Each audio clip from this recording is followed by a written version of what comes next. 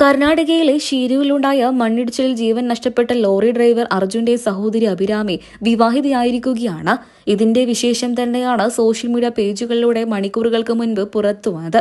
നിരവധി പേരാണ് അഭിരാമിക്ക് ആശംസകൾ അറിയിച്ചും എത്തിയത്. ചന്ദമംഗലം സ്വദേശി ആദർശാണ് വരൻ. ഇന്നലെ രാവിലെ 10:30-ക്കും 11:30-ക്കും ഇടയിലുള്ള മുഹൂർത്തത്തിൽ വെച്ചാണ് അഭിരാമിയെ ആദർശ് താലി ചാർത്തിയത്.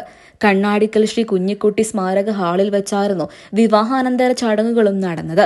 നിരവധി പേരാണ് ഇപ്പോൾ ആശംസകൾ അറിയിച്ചുകൊണ്ടും എത്തിയിരിക്കുന്നത്. മലയാളികളുടെ മനസ്സിൽ ഇന്നും ഒരു നോവായി കിടക്കുന്ന അർജുന്റെ ഏറ്റവും വലിയ ആഗ്രഹം തന്നെയായിരുന്നു തന്റെ സഹോദരിയുടെ വിവാഹം. 2024 ജൂലൈ 16 രാവിലെ 8:45-നാണ് മണ്ണിടിച്ചിലുണ്ടായത്. ചരക്ക് ലോറിയുമായി പോവുകയായിരുന്നു അർജുൻ. ആ സമയത്ത് അപകടത്തിൽപ്പെടുകയായിരുന്നു.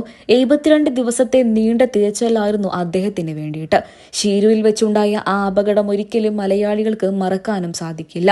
അദ്ദേഹം ലോറിക്കുള്ളിൽ ജീവനോടെ ഉണ്ടാകുമെന്ന് തന്നെയാണ് അദ്ദേഹത്തെ കണ്ടെത്തുന്ന തൊട്ട് നിമിഷം വരെ തന്നെയും മലയാളികൾ എല്ലാവരും ആവർത്തിച്ചു പറഞ്ഞിരുന്നത്.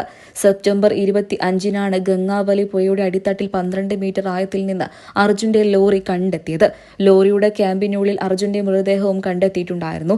അർജുന്റെ മടങ്ങി വരവിനായി കാത്തിരിക്കുകയായിരുന്നു അദ്ദേഹത്തിന്റെ കുടുംബവും. അർജുനു വേണ്ടി പ്രാർത്ഥിച്ച എല്ലാവരെയും ഒത്തുചേർത്തുകൊണ്ട് ഒരു വിവാഹം നടത്തണമെന്ന് തന്നെയായിരുന്നു അർജുന്റെ തിരിച്ചുവരവിന് ശേഷം ആ കുടുംബം ആത്മാർത്ഥമായി ആഗ്രഹിച്ചത്.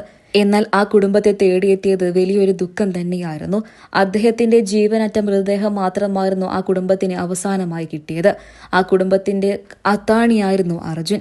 അർജുനെ മറക്കാൻ ഇന്നും മലയാളികൾക്ക് സാധിച്ചിട്ടില്ല.